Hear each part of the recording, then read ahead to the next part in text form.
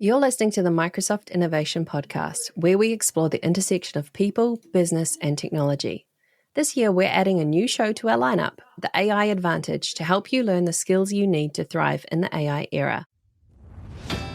Welcome to the Copilot Show, where I interview Microsoft staff innovating with AI. I hope you will find this podcast educational and inspire you to do more with this great technology. Now, let's get on with the show. Welcome back to the Microsoft Innovation Podcast. Today, we're diving deep into the future of AI search with someone who's not just building it, but redefining how we access knowledge at scale. Joining us from the US, please welcome Farzad. He's a principal product manager at Microsoft. If you've ever wondered how AI systems actually find the right answers or how they unlearn when they get it wrong, our guest is the one to ask. He's leading the charge on Retrieval-Augmented Generation, or RAG, and helping teams build intelligent agents that don't just retrieve facts, but reason with them. Full links are going to be available in the show notes for this episode. Welcome. Farzad, how's it going? It's going great. Thanks for having me. Good to have you on the show. Really interested in, actually, before we kick off, food, family, and fun. What do they mean to you? Food, family, fun. Okay. Family, definitely very important, from brother, sister, mom, dad to pets. Food, I have to say, food is my fun. Big foodie, love traveling, love every single type of cuisine, very ethnic foods. I'm a huge foodie. Nice. Tell me how you got to what you're doing now. Like, what was kind of just the highlight tour of getting to this role that you're currently doing, what you're doing in the AI space? Yeah, good question. So TLDR background is I have an engineering background, a petroleum engineering background, actually, and did a few courses in computer science and data science and machine learning when I was back in university.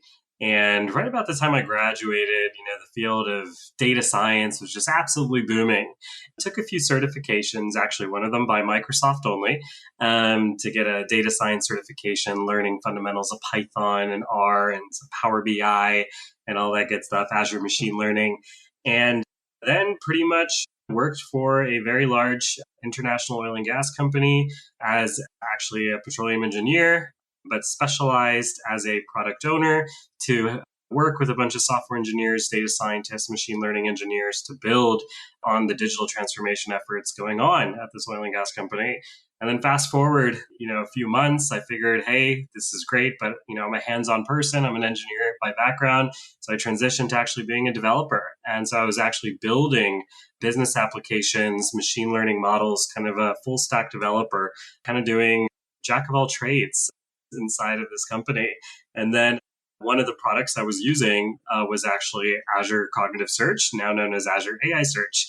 And so one of Microsoft Azure's probably most successful products from a growth standpoint. And fast forward to my journey at Microsoft, I was a customer leading the development of this product at a global scale. And then they had an opportunity for a product role and applied, went through the interview loops, and fast forward, now I'm leading RAG inside of Azure AI platform entirely. So that's my journey. I love it. How do you explain RAG to people?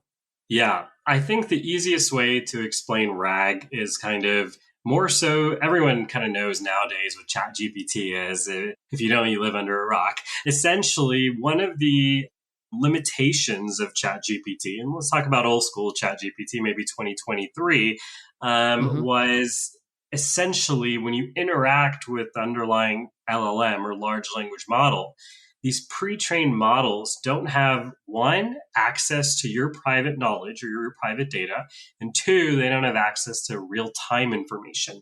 And so the concept of RAG is essentially one of the best possible solutions to mitigate those two pain points in this generative AI world.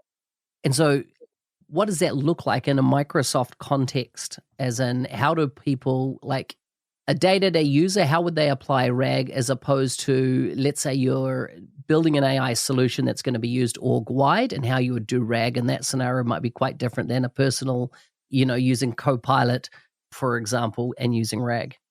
Right. So in general, like retrieval augmented generation is probably one of the highest investments at Microsoft in the world of, people say 2025 is the year of AI agents, and you can't really build an AI agent without grounding your knowledge. And one of the fundamental ways to ground your knowledge is through retrieval augmented generation. And when it comes to an enterprise level scale, you have to think of things like, ACLs, security, scale, compliance mechanisms. And so when it comes to, building an enterprise grade retrieval system, you really should look for out of the box features that, at the simplest level have all these sort of government compliance and security certifications. Mm-hmm. You have to look at things that have document and role level security built in to make sure that when I build my own AI agent and deploy it to people at my company, I'll see my knowledge that I have access to, but I won't see anything that, is confidential for Mark only, or maybe in your geography or your business unit. So all these things are very, very important when considering building a rack solution, especially in the enterprise world. One of the conversations I have with people when they talk about the errors that AI sometimes produces, and this can go into the area of hallucination or just giving the wrong answer. And I say, listen, if a average size organization, let's say, has 10 million digital artifacts, and you are giving that data to your AI for use, there's going to be a lot of human error in your data set that is built up over time. So, for example, if I'm a project manager and on Friday I send out my project status report asking for feedback from a 20-person project team, I've now created 20 copies of, let's say, that spreadsheet. Each of them are going to have inputs, etc., from the various stakeholders. And over the course of a year, we might create hundreds of copies of that Excel spreadsheet if you're doing it, that way. And the error that happened in month one is being duplicated multiple times. And we give that to AI and say, hey, train on our data. And then we get the wrong answer back because we've given AI potentially a whole bunch of human error, introduced error over time. And I'm interested, that data is not the correct data. It should be this bit of data over here in context of this, not all that human introduced error in the data. Yeah, that's a very good question. They're kind of answered in two ways. Whereas there's the, at the end of the day, QA, QC is always going to be a thing. So investing in quality, especially when you build a RAG application, one of the first things you do is usually get your data inside a retrieval system, or some people call it vector databases. It's a buzzword that's been going on. And so as you do that, a lot of times data comes in structured, semi-structured, and unstructured formats. And particularly in enterprise world, as spreadsheets, it could be quite unstructured, or a variety of different structures, mixed modalities. And so doing your data model activities, and this is where tools like and solutions and platforms like Microsoft Fabric come into play, where, it's an enterprise data ready solution, super easy to use, integrates very, very well with Power BI and all the other Azure data tools that we have available. Investing in a common data model to ensure that once you start building these data pipelines, and maybe you get really fancy and use AI models like GPT-4o or 4.1 to do metadata extraction or AI enrichment, OCR, whatever. The list goes on. Investing in high quality understanding of your data and modeling it. That schema that you design when you're building an AI agent system is so important. And in the enterprise world, metadata is your best friend at the end of the day, because then I tell customers, using Azure AI Search, they come complain to me about, hey, my quality is not that good. And I say, okay, let's take a look at your underlying data. And some of these companies have literally the most rich ontologies and metadata and schemas that they've invested, decades into building, and they'll completely ignore that. And so then the second part of the answer is going to be at retrieval time, when, the quality of the human error of duplication, even in the event if you didn't invest in the underlying data ingestion phase, there's still techniques you could do at retrieval time to kind of make up for that human error. And this is even just pure, software development disciplines without going too much into the kind of AI domain and just general information retrieval architectures. Where, as I said, a lot of customers have such rich metadata, and in the RAG world, there's the chunking, the vectorization, then the top K chunks that you send to the language model, essentially how every Copilot system in the world works today. The the 101 architecture at least. And so Mm-hmm. when you have such rich metadata, a robust retrieval system should support metadata filtering. And when customers can leverage that filter to reduce noise, like, hey, show me all the HR policy documents inside of New Zealand.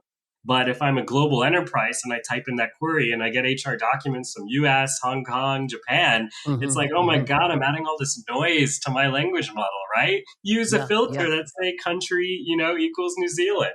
And so Mm. things like that are just absolutely so powerful that regardless of, everyone's going to have human error in a world where humans are in the loop generating reports. Maybe long term in the future that might change to where little AI agents are doing all this report generation and pipeline uploading and all that fancy stuff.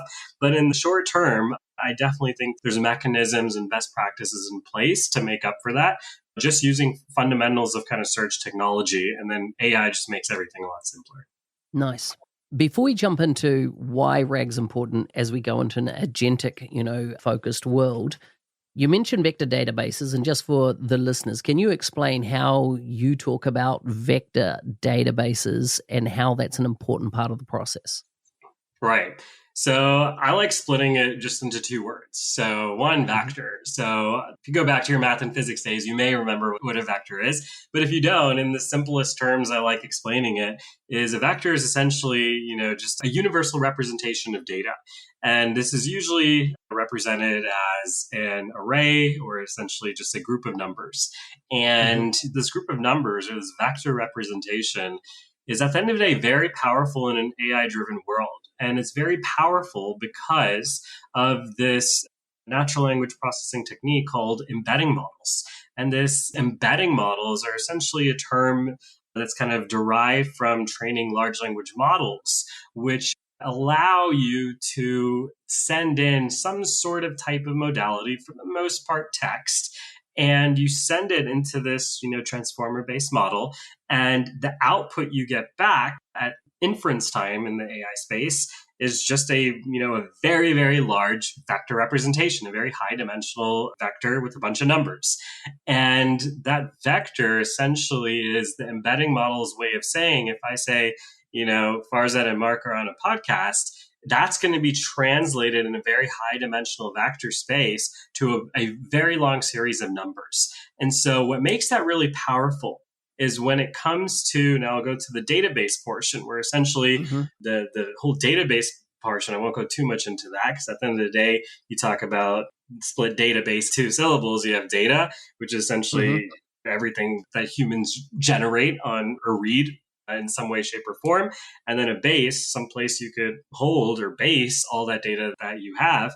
And then the vector part is, okay, I have all these series of numbers. I need to store these in a database system.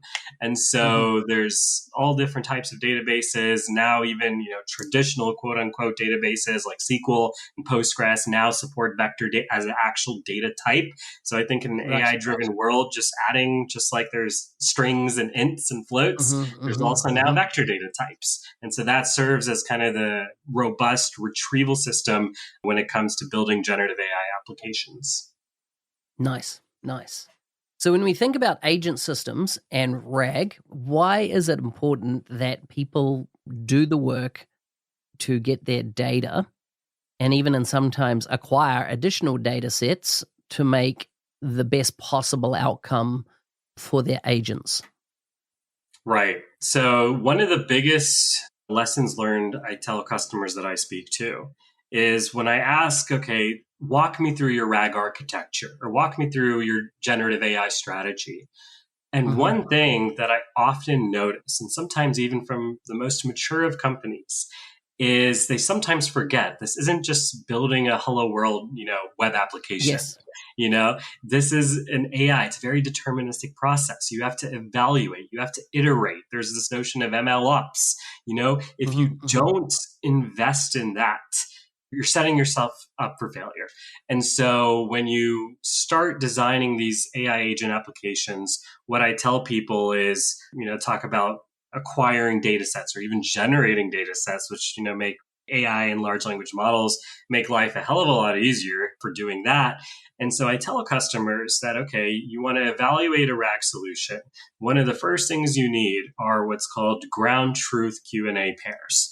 And so, what is the capital of France? I'm going to need a ground truth pair that says, the capital of France is Paris, and so on. And so you do that at scale, and you can start small. You can start at 10, Q&A pairs. Then, scale up to 100, to 1,000, depending upon, how much ROI or effort you want to put into your kind of MLOps pipeline. And acquiring, ground truth data sets or investing in building them is probably going to be one of the biggest high ROI activities that you can do when investing in building an AI agent. And so whether you acquire them or whether you do what we do internally at Microsoft a lot is leverage AI for building synthetic data sets. We actually have out-of-the-box tools that actually do that for you. And so that would be my advice when it comes to acquiring and generating data sets. Use it for not just augmenting or enriching your data, but the more bang for your buck will come from using it with your MLOps pipeline and evaluation toolkits.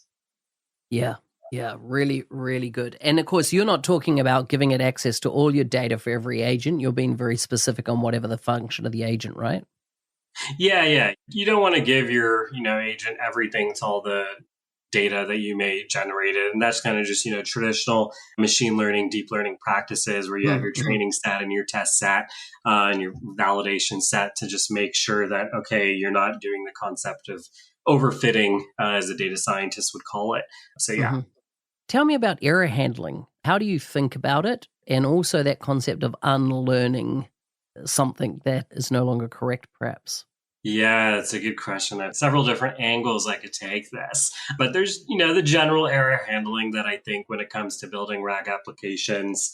Again, a lot of customers are using managed models. And with managed model endpoints like Azure OpenAI, you have to plan for capacity. Are you anticipating very high spike volumes? So the way I always frame just general AI applications when it comes to optimizing for certain things is a framework called CSQ, cost, speed, quality.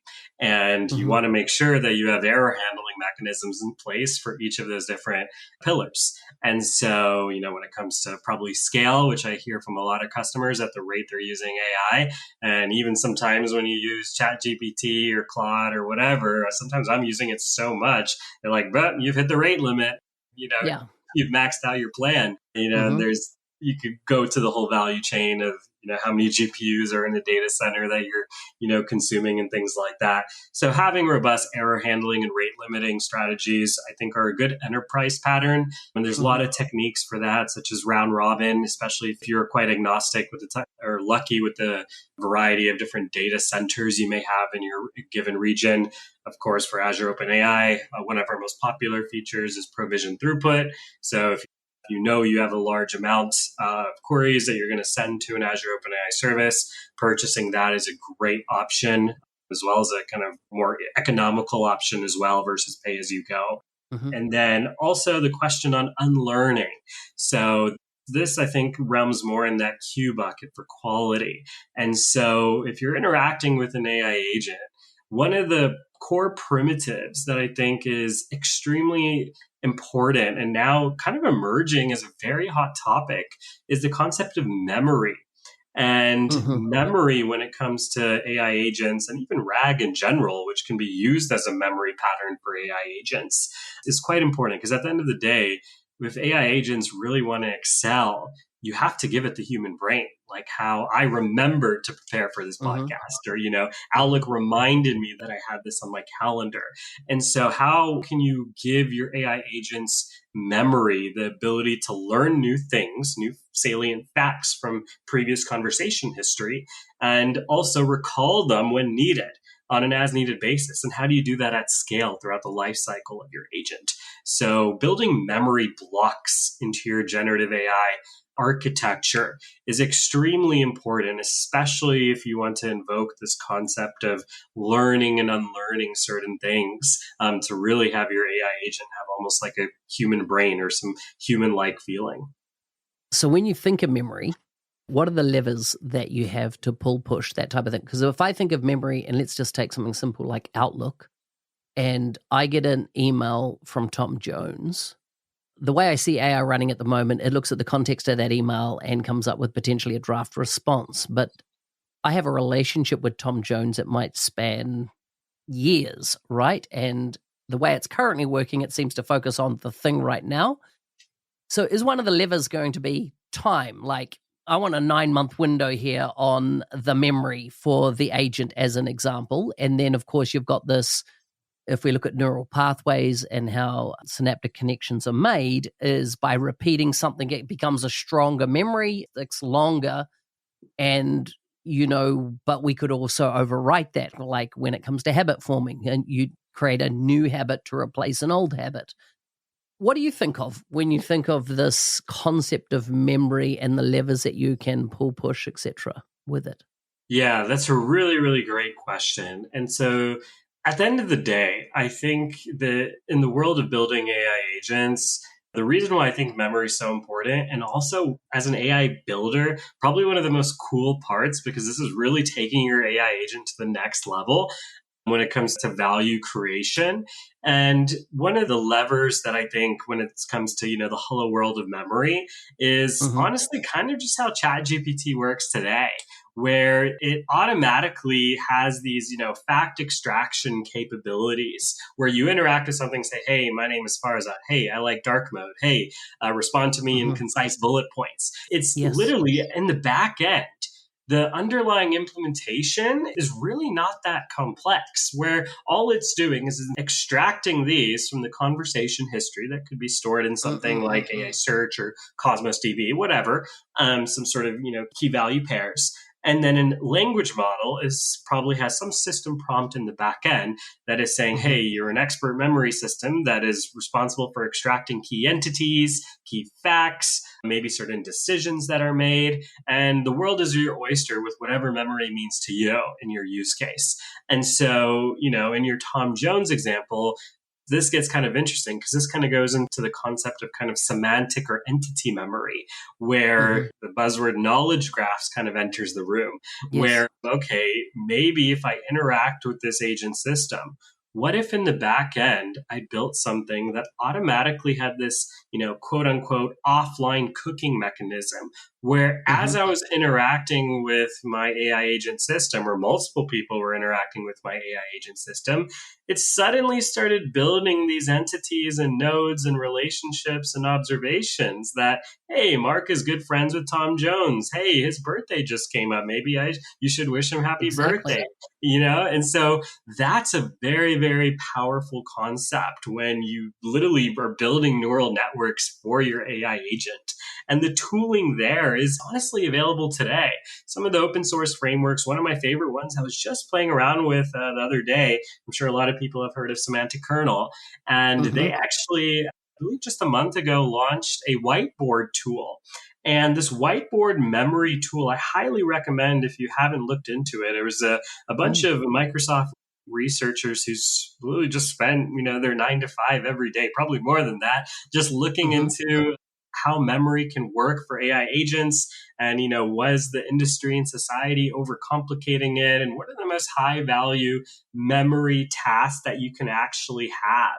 And so one of them that came to mind was this whiteboard memory tool, where essentially you just, in the semantic kernel world, you just say, hey, add dot whiteboard tool, whatever, something super simple. But if you look at the underlying implementation, it's essentially just taking, a whiteboard. You can't see me, but I'm holding my whiteboard here, and just having a scratch pad that, the agent is automatically taking certain decisions, certain actions, and just mapping those as key value pairs. And little did that know, having that scratch notepad or whiteboard for the AI agent at any given time to do all the CRUD operations was so powerful.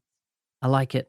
It's like so many metaphors jump to mind on how I could see that working effectively. Like, you rub something out because it's not applicable anymore. And so that unlearning piece. Tell me about AI engineering versus conventional software development. What changes are you seeing in the market around how software is generated these days over really the more, the increasing role of the AI engineer? Yeah, great question. So I honestly think the biggest, I see all these, roadmaps and things to like level up to be an AI engineer, what existing software engineers or conventional software engineers can do to Mhm. upskill to, maybe market themselves as an AI engineer. And at the end of the day, RAG is literally what dominates the majority of AI agent use cases. And so especially when it comes to, practical forward deployment engineering and cloud solution architecture and things like that. At the end of the day, clients and customers want enterprise RAG. They want it to scale, they want it to be high quality and accurate to get the value creation. And in some cases, they want it super fast. And so you have to know from a RAG architecture perspective, as a conventional software engineer, one, what is RAG? How do I go from zero to hero? Just understanding the fundamentals of the architecture, start with reading the original paper by Meta. Then, Mhm. now there's probably thousands. Honestly, I wouldn't be surprised if there's millions of, archive AI universities and companies investing in just researching best practices for RAG, really cutting edge techniques. And then, oh my gosh, the open source community, that's honestly my best friend.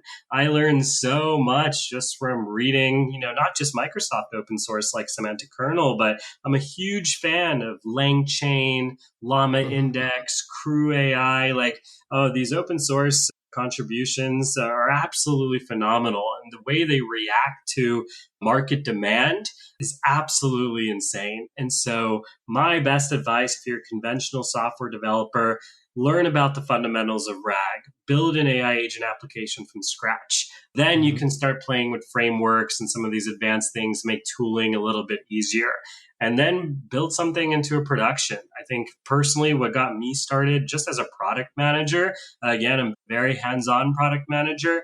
I have AI assistants doing a bunch of things for me, servicing my Outlook. I have a graph rag over Mhm. my Outlook emails. I have a personal WhatsApp agent to, wish all my friends and family happy birthday because sometimes I forget. Mhm. And the list goes on. So just get hands on and invest. We're 6 months before the end of the calendar year in 2025. Where do you think we'll be in December? And I'm not asking for a Microsoft opinion here. I'm asking for Farzad's Yeah. opinion on what are you seeing shape up with? I just feel the first half of the year has been phenomenal, particularly in the area of reasoning, becoming such a bigger part of what we're seeing from all the major LLM providers in the market. But between now and the end of the year, where do you think we'll be in December? Yeah. So I would say the way I kind of highlight it is 2023 was all about learning about RAG, just in general. Mhm. 2024, Mhm. we saw some general, AI assistant chatbots go into production. And then 2025, people are talking about, multi-agent systems. And I'm seeing Mhm. a lot of these in production as well. And so now it comes to, okay, can these agents scale? And so what that means is okay, I'm building an AI agent. I have maybe two knowledge sources. Let's call it Bing and maybe Azure Blob Storage. And Mhm. now I'm like, okay, I think this is really useful. But in order to take it to the next level for another set of stakeholders, I think I need to add Azure SQL. Oh, wait, now I actually have some data in Postgres. Oh, wait, there's actually a bunch of data in SharePoint that I need to add, and it's extremely confidential, and there's purview labels, and that Mhm. Mhm. list, keeps on exponentially growing. And so I think by end of 2025, knowledge retrieval in general is going to be absolutely huge, where the list of existing tools that, a customer or a developer has to invoke today is going to 5, 10, maybe even 100x by end of this year, as the Mhm. ability and the pace of developers building AI applications is just rapidly increasing. Especially, don't even get me started on code generation tools and things like that. Mm, mm, mm, mm. So that's one, the concept of knowledge retrieval. And two is, I touched on it earlier in the call, memory. I honestly think memory is going to be huge investment for a lot of AI engineers, as it really just gives AI agents the next level of having a human brain. Yeah, I like it. Sad, before I let you go, anything else you want to add? I think my biggest advice to everyone, seeing it in the world today, just talking with a bunch of customers and students, people with, experts and PhDs in machine learning and AI, with someone who's just pivoting their career or sometimes even in middle or high school. I think AI is incredibly powerful. Be responsible, be safe, but the best way to get started is by trying. So get hands-on. Hey, thanks for listening. I'm your host, Mark Smith, otherwise known as the NZ365 guy. Is there a guest you would like to see on the show from Microsoft? Please message me on LinkedIn and I'll see what I can do. Final question for you. How will you create with Copilot today? Ka kite.